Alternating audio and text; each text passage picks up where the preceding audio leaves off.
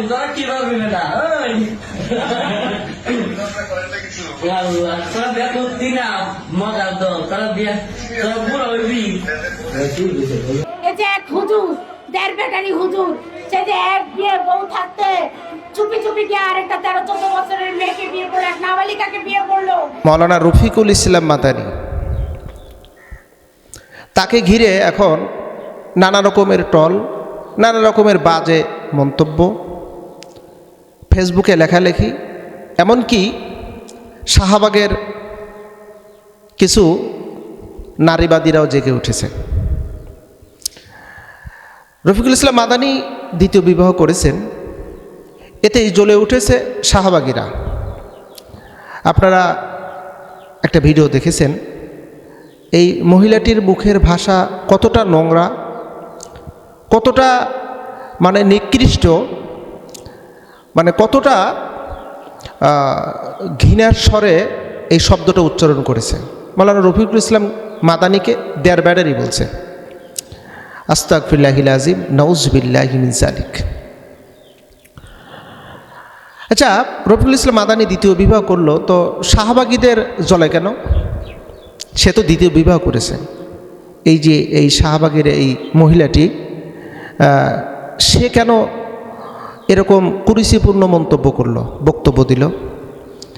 এবং প্রশ্ন হলো যে এই যারা শাহবাগী এই দ্বিতীয় বিবাহের ব্যাপার নিয়ে তাদের কেন এত মন্তব্য বা তাদের কেন এত কথা?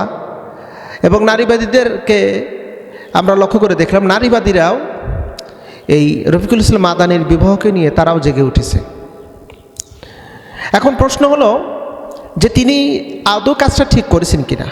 রফিকুল ইসলাম মাদানী বিবাহটা যে করলেন, দ্বিতীয় বিবাহটা, এতে কি সে মূলত ঠিক কাজ করেছে নাকি ব্যাঠিক করেছে?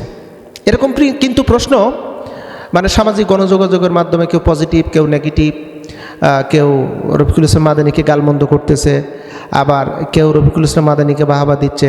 তা বাহাবার সংখ্যা খুবই কম, মানে তাকে যে বাহাবা দিচ্ছে এটি খুবই কম, কিন্তু তাকে গালমন্দ করা বা তার সম্পর্কে কুরুচিপূর্ণ মন্তব্য করা এটা কিন্তু অধিকাংশ আমরা বেশিরভাগ দেখতে পাচ্ছি। এমনকি আলেম ওলামা পর্যন্ত নিন্দার স্বরে তার এই বিবাহটাকে ডিনাই করে চলতেছে। তো আসুন আমরা এখন কিছু কথা শুনবো, যে কথাগুলো আমাদের জানা খুবই প্রয়োজন, খুবই গুরুত্বপূর্ণ। কারণ রফিকুল ইসলাম মাদানীর এই বিবাহটা আদৌ সে ঠিক কাজ করেছে কিনা। যদিও আল্লাহ পাকের বিধান আছে 2টা 3টা 4টা পর্যন্ত বিবাহ করতে পারবে, যদিও বিবাহর ব্যাপারে আল্লাহর পরিষ্কার বার্তা আছে, তারপরেও রফিকুল ইসলাম মাদানী যে বিবাহ করলো, এই বিবাহটা আসলে কোরআন হাদিস অনুযায়ী ঠিক হয়েছে কিনা এটা আমাদের জানা আগে দরকার।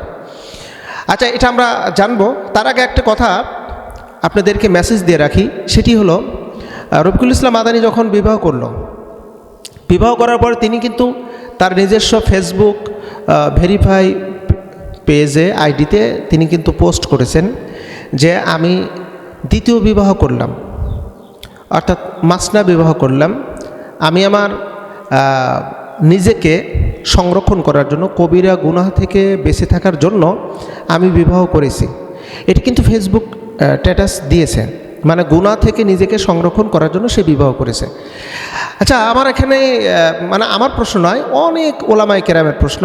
কারণ আমি একটা পোস্ট করেছিলাম, এই পোস্টের করার কারণে অনেকে আমাকে প্রশ্ন করেছে এবং অনেকেই আমাকে মানে সরাসরি জবাবদিহিতার দ্বার প্রান্তে নিয়ে এসে দাঁড় করাইছে। রফিকুল ইসলাম মাদানী তিনি বিবাহ করেছেন, আমরা এই বিবাহের ব্যাপারে আমরা বিরোধী নই। একজন পুরুষের যদি প্রয়োজন হয় সে বিবাহ করতে পারে, তবে শরীয়ত সম্মত যে শর্তগুলো আছে এই শর্তর সমন্বয়ে সে বিবাহ করতে পারে। কিন্তু চরিতার্থ অর্থাৎ এই যে শব্দটা তিনি প্রয়োগ করেছেন যে গুনাহ থেকে বাঁচার জন্য, তো গুনাহ থেকে বাঁচার জন্য তিনি বিবাহ করলেন দ্বিতীয় বিবাহ। আর আমরা জানি তার প্রথম বিবাহটা কিন্তু খুব যে একটা বেশি লেন্থলি হয়েছে বা 5-10 বছর তা কিন্তু হয়নি, মানে 2 থেকে 2.5 বছর বা বড় জোরে 3 বছর এখনও পরিপূর্ণ হয়নি। তাহলে এক্ষেত্রে তার আবার দ্বিতীয় বিবাহ করার প্রয়োজন হলো, এরকম কিন্তু প্রশ্ন আসছে।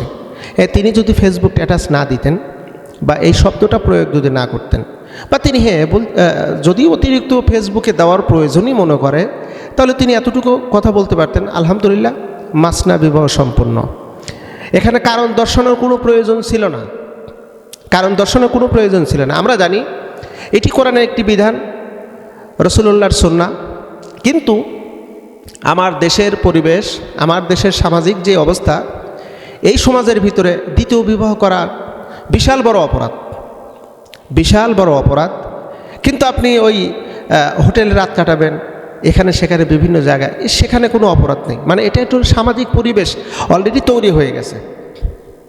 এখন মাদানী সাহেবের এই বিবাহটাকে নিয়ে অনেকজন অনেক রকমের মন্তব্য করতেছে।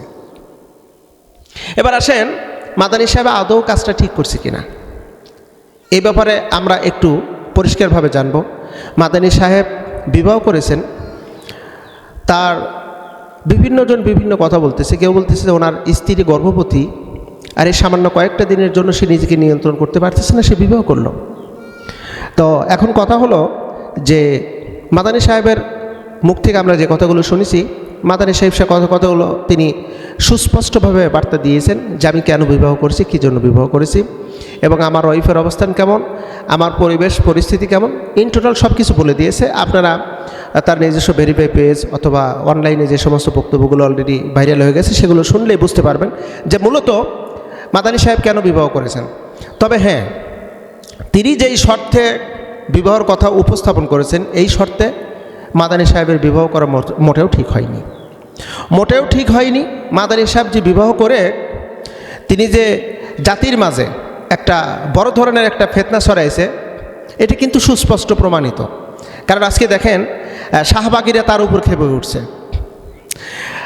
এরপরে সামাজিক গণযোগাযোগের মাধ্যমে আলেম ওলামা থেকে শুরু করে সাধারণ, মানে এক কথায় ইন টোটাল সমস্ত শ্রেণীর মানুষগুলোই, মানে 85% মানুষগুলো তার অলরেডি বিরোধিতা করা শুরু করেছে, এবং আল্লাহর একটা বিধানকে তুচ্ছ তাচ্ছিল্যতার সাথে অনেকে দেখা দেখি শুরু করতেছে।